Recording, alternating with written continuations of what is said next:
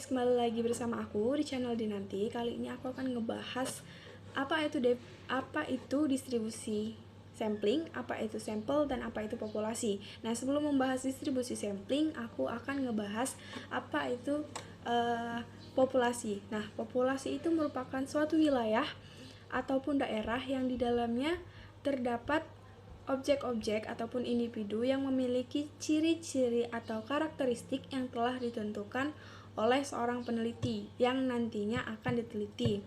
Nah, di dalam suatu populasi itu biasanya terdapat banyak bagian-bagian wilayah-wilayah dan itu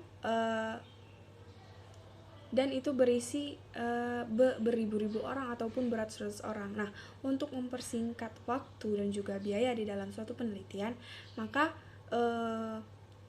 populasi itu harus dipersempit. Nah, dalam menentukan populasi, kita juga harus memperhatikan beberapa hal. Yang pertama itu biaya. Nah, ketika seseorang memilih untuk mengambil populasi di luar pulau atau di luar daerah peneliti tersebut, maka peneliti tersebut harus menyiapkan dana yang cukup banyak untuk ongkos ataupun untuk makan dia sehari-hari selama dia melakukan penelitian.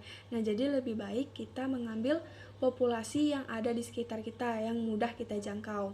Nah, yang kedua itu adalah kemampuan dalam berpartisipasi di dalam penelitian. Nah, peneliti juga harus melihat apakah keadaan partisipannya itu dalam keadaan sehat atau tidak sehat. Jangan sampai kita hanya melihat luarnya saja, namun ketika melakukan penelitian ternyata partisipan yang kita ambil itu dalam keadaan tidak sehat. Nah, yang ketiga itu adalah pertimbangkan desain penelitian. Nah, di dalam desain penelitian itu misalnya penelitian eksperimen. Nah, maka kita itu harus mencari populasi-populasi yang bisa kita misalnya eksperimen pemberian aromaterapi pada pasien sesak napas. Nah, jadi harus kita itu mencari populasi yang memang benar-benar ada gangguan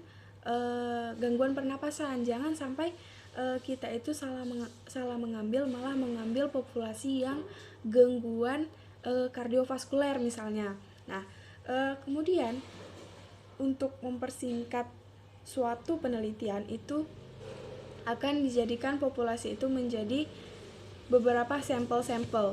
Nah, sampel itu merupakan bagian kecil atau sekumpulan atau beberapa individu yang mampu mewakili karakteristik dari populasi yang peneliti tentukan tadi. Nah, di dalam sampel itu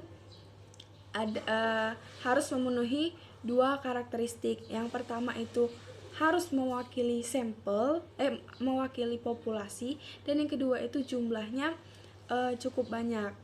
Memang tidak harus ditentukan berapa banyak, harus banyak ataupun harus sedikit di dalam melakukan penelitian, di dalam mengambil sampel di dalam suatu penelitian.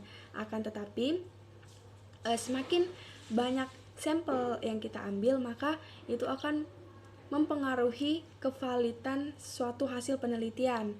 Nah, di dalam pengambilan sampel itu ada yang namanya karakteristik inklusi dan eksklusi. Nah, karakteristik inklusi itu merupakan individu yang sudah memenuhi karakteristik yang ditentukan oleh peneliti.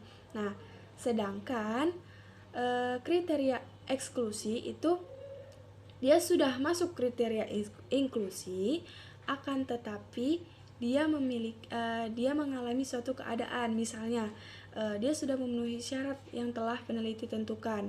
Nah, ketika di hari H peneliti melakukan penelitian atau melakukan penyebaran kuesioner, ternyata dia sakit, maka dia akan dikeluarkan dari sampel penelitian. Nah,